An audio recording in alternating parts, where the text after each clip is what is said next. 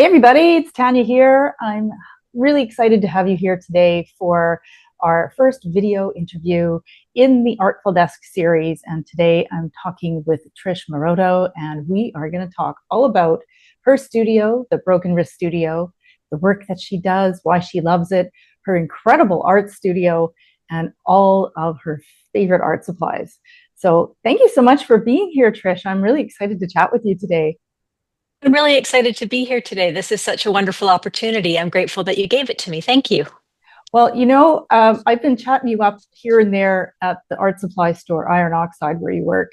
And it's just always so much fun to go in there. And I get so inspired by all the art supplies. And that was one of the reasons in the back of my mind. I was like, I really need to do something where I can share this with everybody, because everybody that comes into, I mean, it's the candy store, right? Everybody comes in there and they're so Sure excited. is.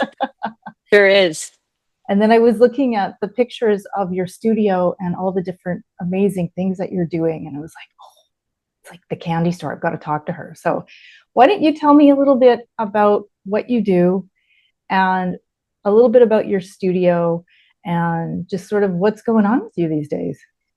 Absolutely. Again, thanks for introducing me. I'm Trish Moroto of Broken Wrist Studio, and I'm an artist that works in many different mediums. I'd like to say I discovered art, first of all, as a recovery tool for PTSD that I had been in inpatient treatment for 3 months. I've done this twice now, and I'm feeling really good about myself. But I want to first of all thank art for allowing me to still be here, and for continuing to inspire me every day. So I first found art journaling, then I found painting, and then I found pottery. And I do all of those to this day, in different formats, and I love them all. You're so diverse. I love it. Yeah. So, do you have your own studio or do you go out to Pottery Studio? No, I'm lucky that this space up here in my studio is actually, with the plastic over it, is the mezzanine where I do my pottery. Oh, So up there, I've got shelving for drying, I've got a wheel, and a wedging table, and a place where I can do some underglazing as well. oh wow, that's exciting. And how Hmm. how do you find being able to do different mediums at the same time? I really love it. I find that they blend well together because I'll do some pottery and then I'll come down and do some painting. And then while the painting's drying, I go back up and do some pottery. So they seem to interconnect nicely. Well, I noticed behind you, you've got a series of paintings, it looks like, Mhm. underway. And I was looking at your Substack thread the last couple of weeks, and you're doing a new series. Can you tell me a bit about the new series that you're working on? Yeah, I've got two series showing behind me. I've got this one here and this one here are the from the Horizon series. And then this one here, here, and here are from my Walk With Me series. And so the Horizon series is pretty self-explanatory. I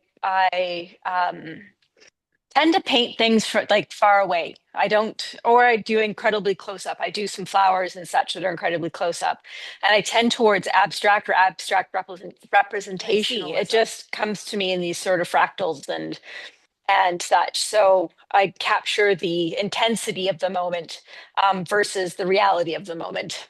I love that. Hmm. I can actually see that, like, especially as people that are sensitive, those of us that are artists, anybody watching this who's an artist, you already know. But for those of you who are exploring art and are just coming into it and really curious about what artists do and how it works, it's so interesting when you can feel the energy and the resonance of the work just by being in the room with it sometimes, you know? Absolutely. I wanted to bring up some of my history with mental health and addiction and the challenges that I've dealt with PTSD and depression, because part of my recovery has been the fact that my husband took what is a very large garage space. This house used to be owned by a trucking company, so it's where they used to put their big rigs. Right? And so I've got these two bays of garages. And when I got back for my last treatment in June of this year, I had come home to this whole space being painted white, and he's hung up my art. So here's some previous work of mine, up top that he hung up for me, and it's all around me, and it's Oh, amazing. So I get to look up and around and see everything. Hands are like on my heart going, "Aw." Yeah, it was just such an amazing gesture, and um, it really showed his pride and belief in the work that art is healing. Mhm. And so he really dedicated his heart and soul into here to making sure I've got this safe space to come to and to do my work, which has been very freeing. Mhm. Yeah.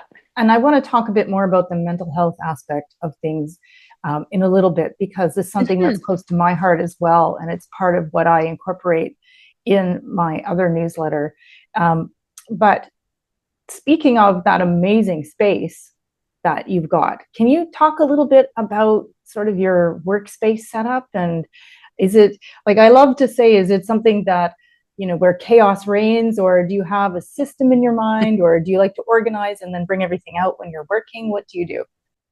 It's a bit of both. I'm both highly organized, and then it devolves into chaos until I can't stand it, and then I get into a frenzy of reorganizing things.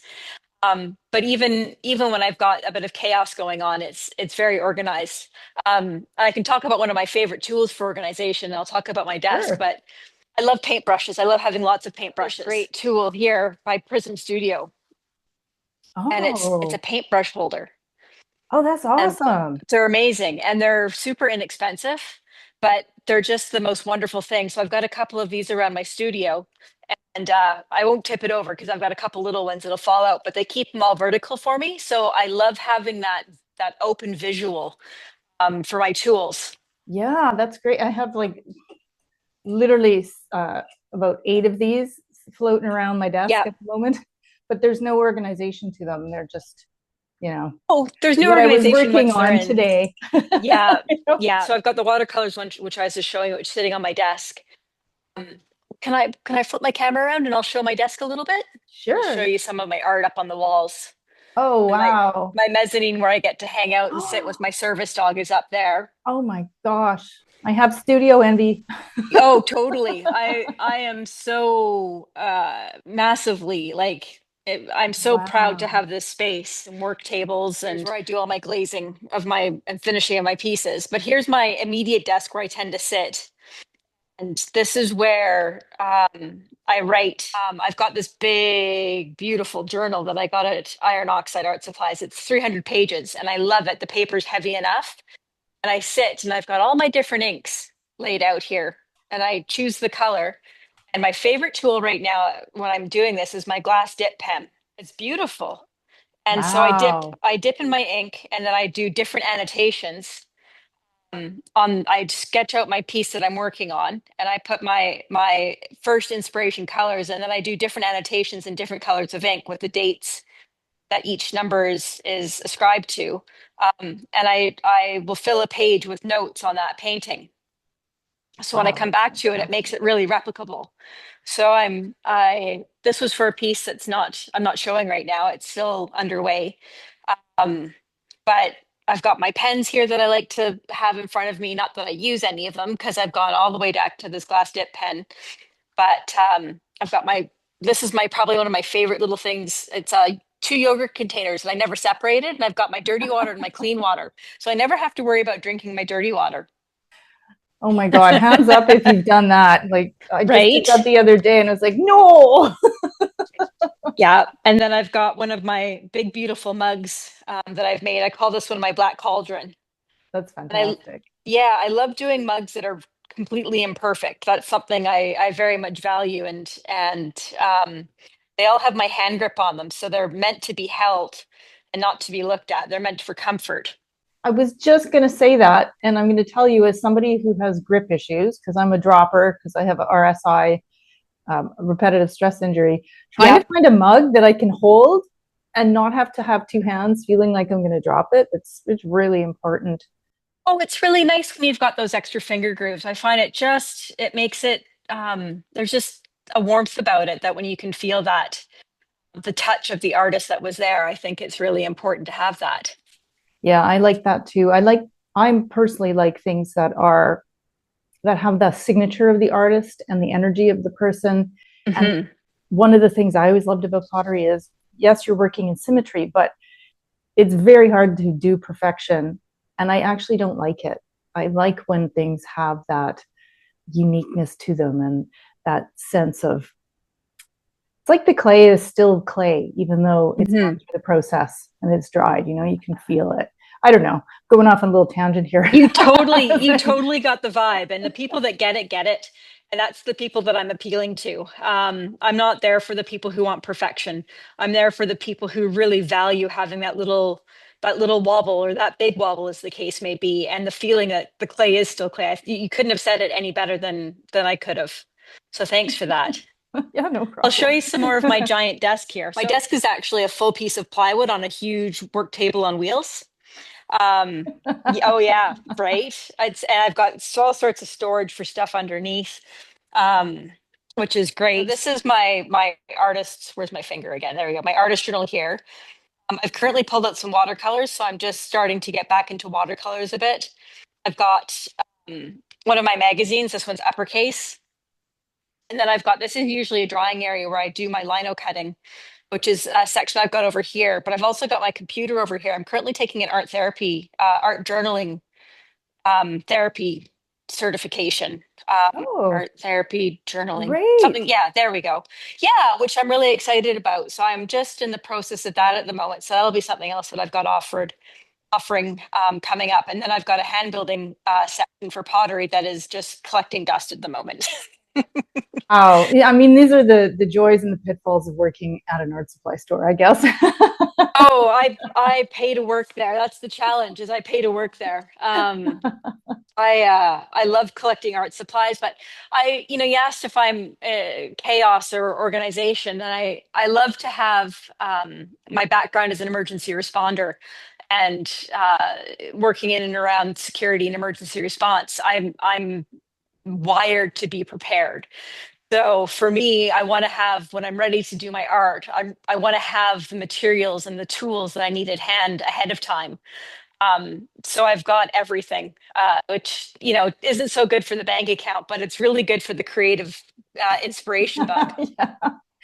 I think there's a lot of us who kind of work in that way where you know where everything is, Mm. but anybody coming into your space would never be able to find it.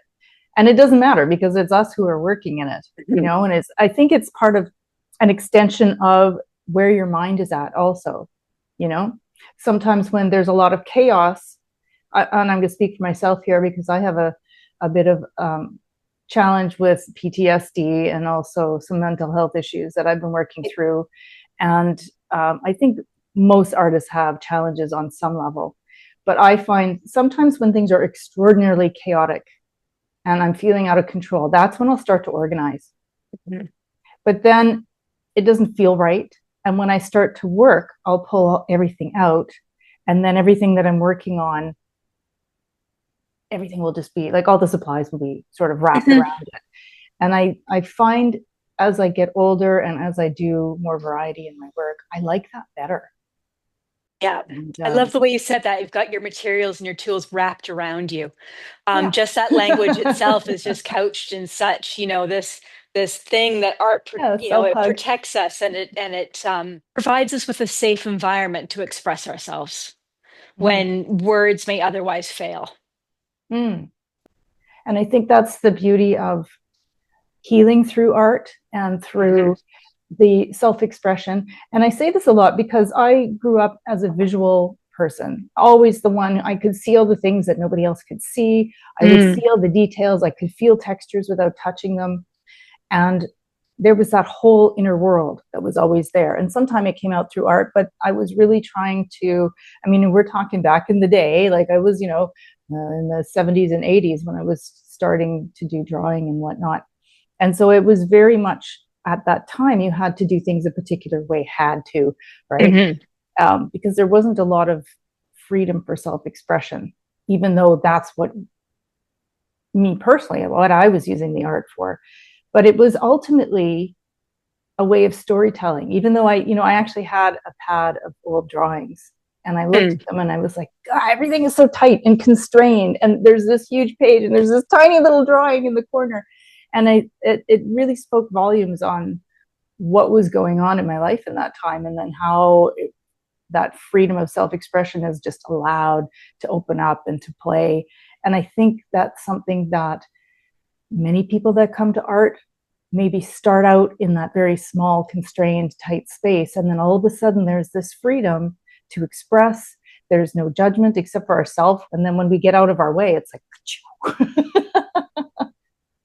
Brought up a few things there that really resonate for me, and one is when I started my art journey, I started off with little pencil sketches, little just little stick figures, and they became very expressive stick figures, and then it grew and it grew, and as it started to grow, it was, I drew inspiration from my kids' art. I've got three boys, and one of them went to an art school when he was before we moved to the island, and it was an art kindergarten, or I think it was a Reggio approach school, where they really had this tactile approach. And he came home with these paintings, and they were just color on paper, and it filled the whole page, and it was wonderful. And then as my kids went into school here, Qualicum Beach, they would come home, and there was just no shame in filling the whole page. They were very liberal with their use of the materials, and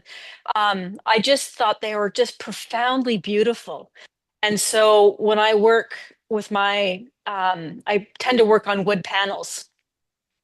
I tend to fill the whole panel, and I go right off the thing, and I use loads of paint, and I use loads of color, and I draw this inspiration from my kids and from my boys, and it makes me so happy that I can see that they have changed me, and it's good, and it's wonderful. And I come back to them now more and more often. They come visit me in my studio, and I tell them that they were my inspiration, and whether or not they hear it, that's fine. They're at those ages where words don't necessarily matter, but it registers somewhere in the back of their head. Yeah. But so yeah, starting small and starting constrained, and then learning how to step out of your own way and to allow yourself to express is a really important thing. In fact, on the back of my hoodies, I've got a saying that says, "Art is my release. To you, I entrust it." I don't judge any piece that I make. Once I'm finished it's finished. I will present it to the world, and it will either find a home or it won't. But it's something that is I've released that part of me, and it's out there. See, now I was going to ask you why you love what you do, but you've already answered it.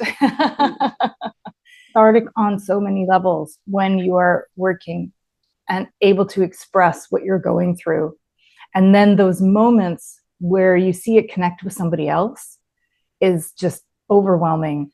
And I think that's part of, I wouldn't say that's why we do what we do, but it sure is a nice perk once in a while when that happens, right? Oh my goodness. I had a Christmas market a couple weekends ago, and I had this really weird looking green bowl and this glaze that I call goblin, because it creeps and it crawls along the pots. It's a green goblin. And this lady picked up the bowl, and she squealed when she got it in her hand. She's like, "Ooh, first one." And that was it. She was going to wait, and she's like, "No, this is coming with me now." And so when people have this profound response to a piece of art that I've created, it means everything to me. In fact, I've got a piece of art that is hung up in my studio right now that it found its home, but for whatever reason, I wasn't able to connect with the what should have been the owners of this piece. They matched it in so many ways. They got this piece of art. And if they're ever listening, it was at the Prawn Festival in Victoria a few years back, and I would love for you to own it. So contact me, please. Oh, that's lovely. Yeah, I would like for it to be in their home, because it spoke to them, and they read me in it, and it made me happy. So when people connect with art like that, it just fills a bucket that you didn't know needed to be filled. So you have got this incredible studio with a variety of different things. And part of what I like to do on the interviews and for the newsletter is talk about your favorite art supplies. And you just offered to do a little walk around the studio. Yay! Yeah. And share some of your art supplies with us. So Please lead on. Let's see what you got. Yeah, I showed earlier the prism tool that I find is really exciting for holding paintbrushes. So that's probably one of my number one tools. My other favorite tool that I've got, I brought them over, sponges. Sponges Oh, in my studio are invaluable. So these are two sponges that I use for, they're just ripped off of other sponges, the graining in the wood. ah. And so I use different media to do that. So the sponges are really incredible. Then I can't get around without golden paint. That's my golden paint collection. I love Wow. it. And then my Sorry, my mouth FW, just dropped wide open. the problem with working at an art supply store is that I tend to buy paint and I buy it big. So I've got all my favorite colors. But the tool that I really love is this one here, and it's by Big Squeeze, and it's a tube roller. And so you put the tube in and you Oh, grip it, and then you turn this and it squeezes the paint tubes and it works beautifully. And I love it. And it's easy to find. It's bright orange. I love it. wow. I need I that have for to, my old watercolor tubes. oh, they work. They work for all, it works for all sizes of tubes. It's amazing. The next thing I love are my FW Rowney inks. They're wonderful. Um, Those and are then I've acrylic got, ink? they are acrylic ink. Yes. And then I've got my organization set. So I've got this mastercraft set of drawers that come from, and in here I've got my collection of oil pastels because that's one of my other favorite media to work in. And these drawers are absolutely amazing. Look at all the colors. So Yes, exciting. I'm again, it's even before I worked at the art store, I had a problem with art supplies. I've got that one, and then I've got a DeWalt one over here, which I keep my acrylic media and such in. And they make great work surfaces that you can move around. Something else that I really love are I've got two different easels here. One is actually by Meeden, Meedeen, off of Amazon. um, and but it's an H-framed easel. Let me take this piece of art off of here. I'd like to show it because it's not terribly expensive. I think it's, it's several $100s. It's still, you pay for it, but it's an H-frame easel, and this will go up and it will actually fit my 40 by 60 wood panels. Two pieces of art on it. It's got wheels that move it around. It'll lie flat. It does all sorts of amazing things. And I haven't seen another easel on the market that matches what this Meeden does. It would be good for art shows. And if anybody's doing oils or mediums that need to be sitting for a long time. It's my working easel. So it's the one that I do everything with. It's massive, 48 by 60 wood panels. And I do mini me's. What's a mini me? A mini me. I'll show you. So that wood panel here exists in a small Ah, piece. do you do it so that people have more There. accessibility and price point, or is it more for study and just to see the different perspective? It's to see how the colors work and to see if I just needed to get that color scheme out of my system or if it's something Oh, that I wanted to have blown up. So I do the small study and I do the big study. In this case, they were almost identical.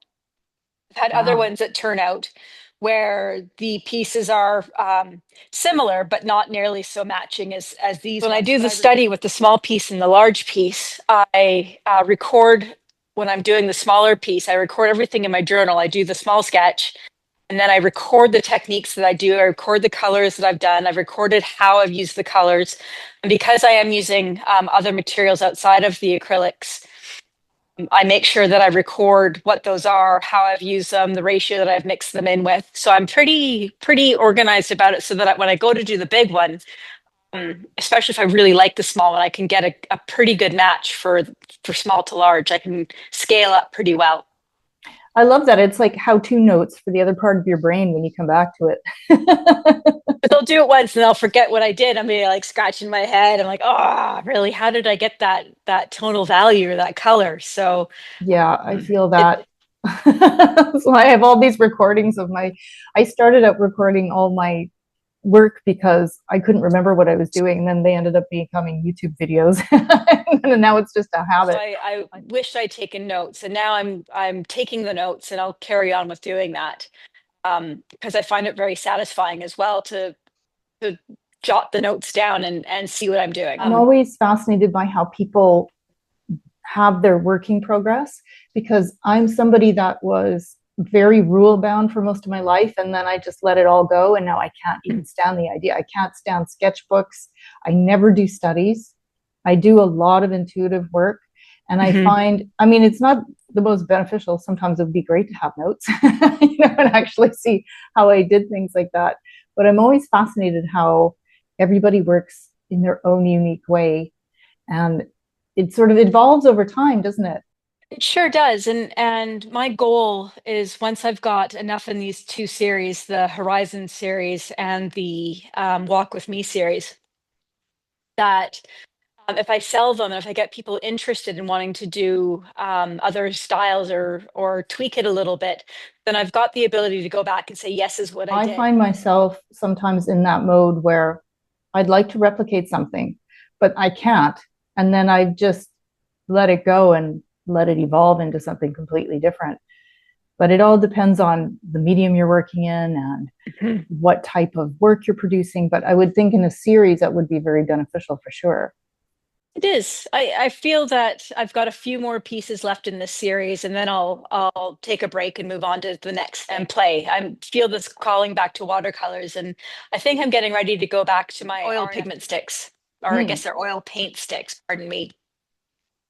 Getting back into there and finger painting with them. Yeah. Rubber gloves when I'm painting with them, because I do like to get in there and I mold it and use it around and mirror it, and it's a lot of fun to work with.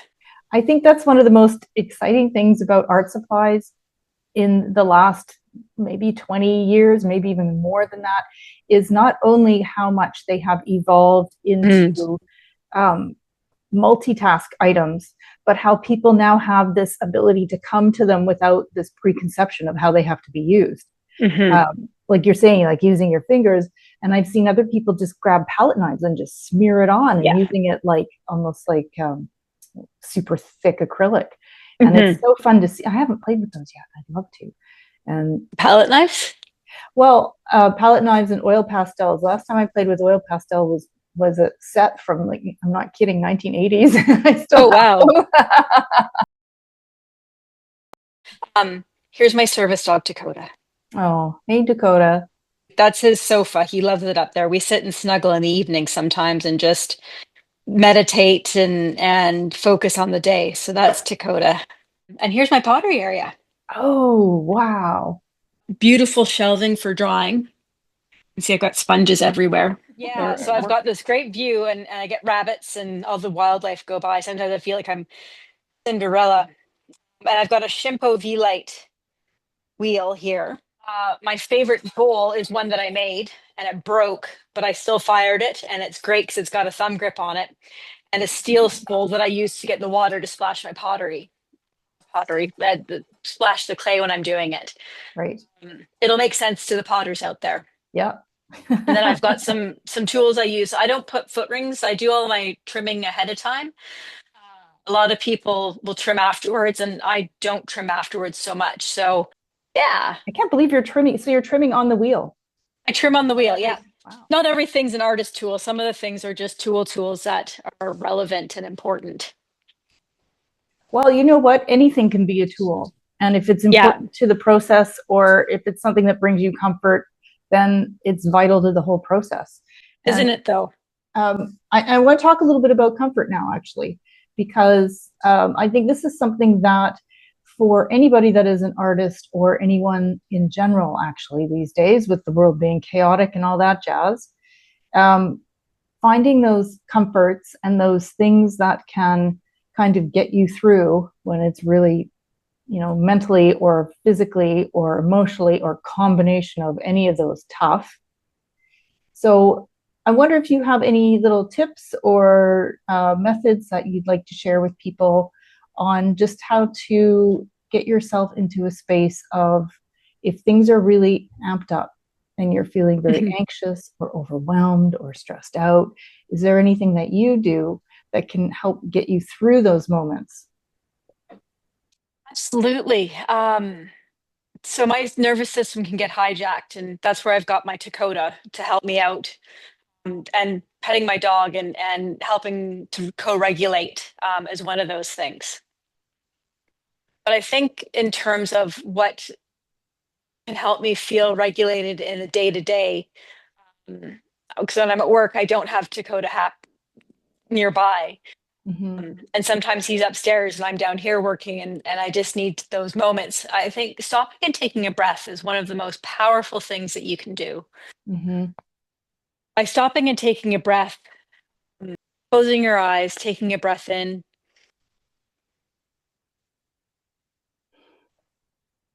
breathing out, opening your eyes and just landing in a space, and looking around and staying with your breath for a few moments. It can be very minimally noticeable to other people when that happens. And it allows you to ground, to bring your nervous system back into focus, and to become present with the situation. Now, that might be working with people, that might be preparing yourself to engage with your different mediums, and get into your art. But landing in a space is important through breath. I like how you're saying that, because it's a tool that I use when I'll forget to do that, and then you catch yourself and you get conscious in your body and you go, I've been holding my breath. Yeah. Or I've been sitting like this all day, and Yeah.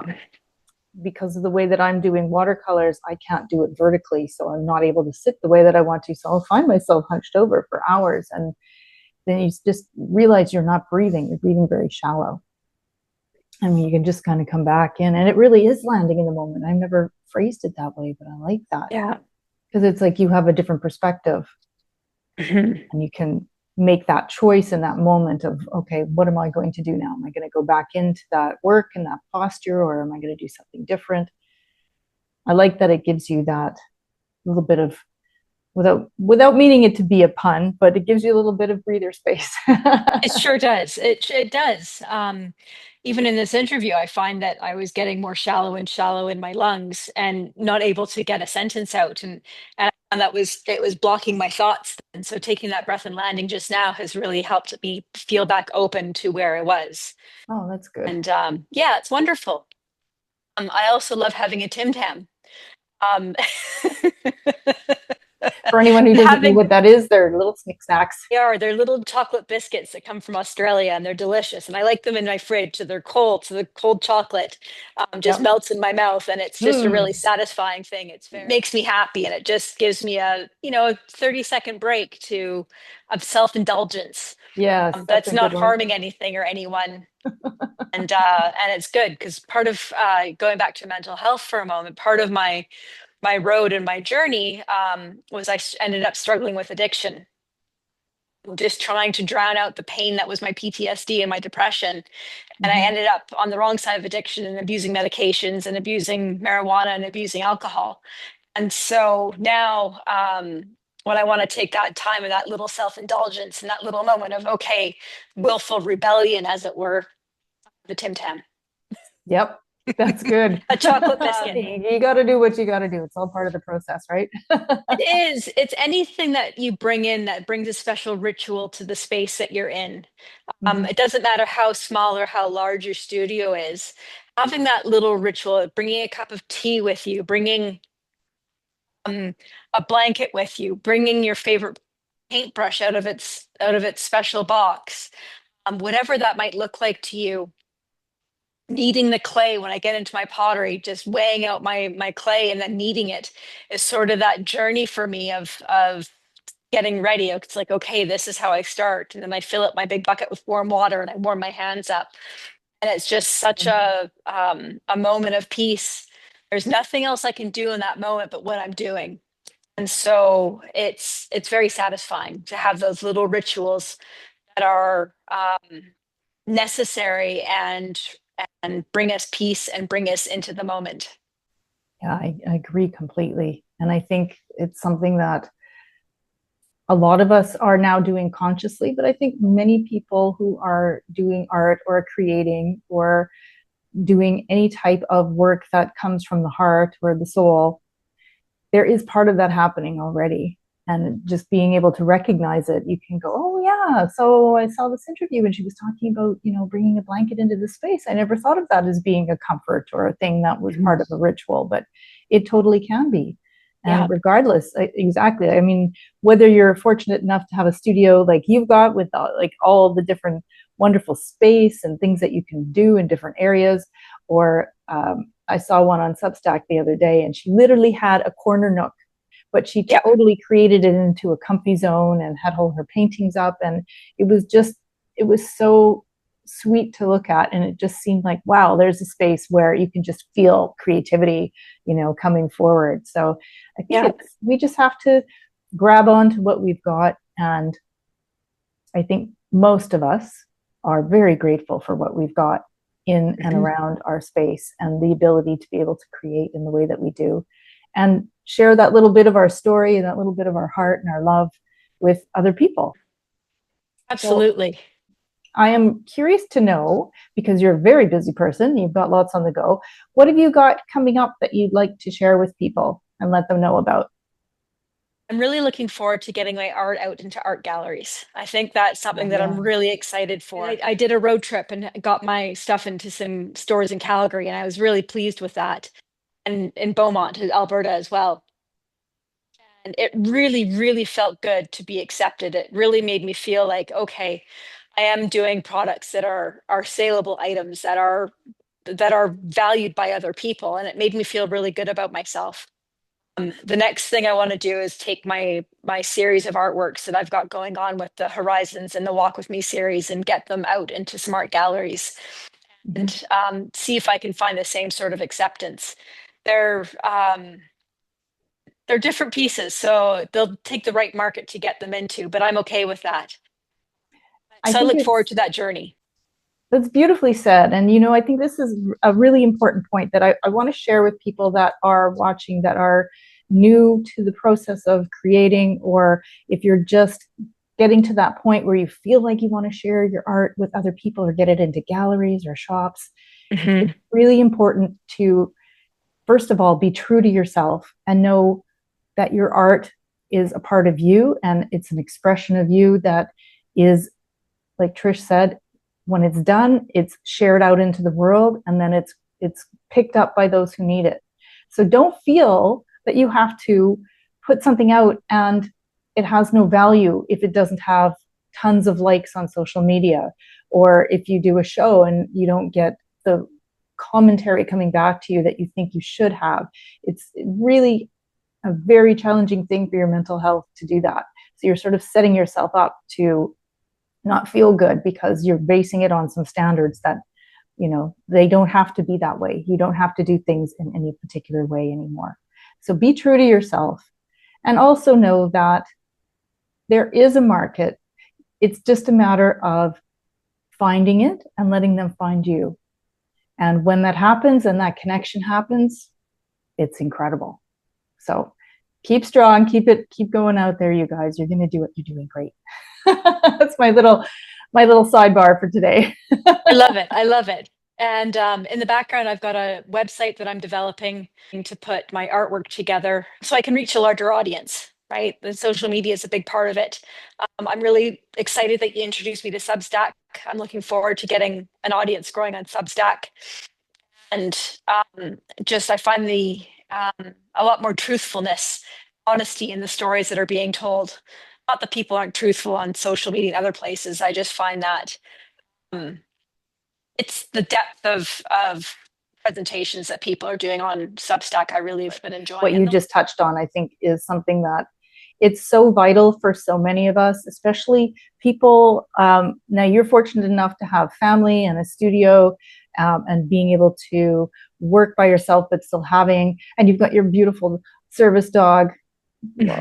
But for people that are working on their own, which is a lot of us, it's really important to have that community. So if you can't find it in person, this is a really great way. So for any of you that might be watching this on YouTube or somewhere else that you're seeing this video, I'm not a promo person for Substack, but I'm going to just say, check it out. Yeah. It's really worth looking into, because the community it's the way things were about 15 years ago when social media started. And there's so many people that just want human connection, and to talk. So it's so good. Is there anything else coming up for you that you wanted to share or talk about? Art therapy practitioner certification that I'm looking forward to getting. And so I'm Oh, looking you're going forward to to be have, so good at that. Sorry to interrupt thank you. you. Yeah, it's excellent. Yeah, I'm really excited about that. I'm really excited to get some workshops going for that, my Really space. needed in so many areas. And I think people are really ready for an outlet to let them explore without feeling judged. I don't know that we have corporate so much anymore, but there's definitely a lot of people that work and feel that they have to have work life and home life, and that you can't be yourself. And so being able to express that, or if you're dealing with depression or mental health issues or physical issues, which can lead to that, it's incredible how much it can create in the system. It doesn't take much. It takes stick figures in a journal to get you started on your art journey. Yeah. It doesn't necessarily lead to something as big as what I've got. It can lead to that corner nook that makes makes you happy. Or it can just lead to a very valued journaling practice, and that's all you need. I Yeah. think everybody's got an artist in them, and that artist is about releasing some of that inner tension and turmoil in a safe and creative manner. I think so too. That's beautifully said. Well, Thank thank you you. so much for hanging out with me today and having this chat. And you can find Trish on Substack at Broken Wrist Studio. You can find her website, brokenwriststudio.com. And if there's more social media tags, we'll pop them in below the video. And I am really excited to see what you are creating coming forward. Your series of work are incredible. And thank you so much for sharing your space and like the wonderful world of art supplies. Like the child in me is like, hey. It's pretty exciting, and I'd love to be back anytime. Excellent. Thank you so much, Trish. We'll catch you next time. Absolutely. Have a great day. You too. Bye. Bye now.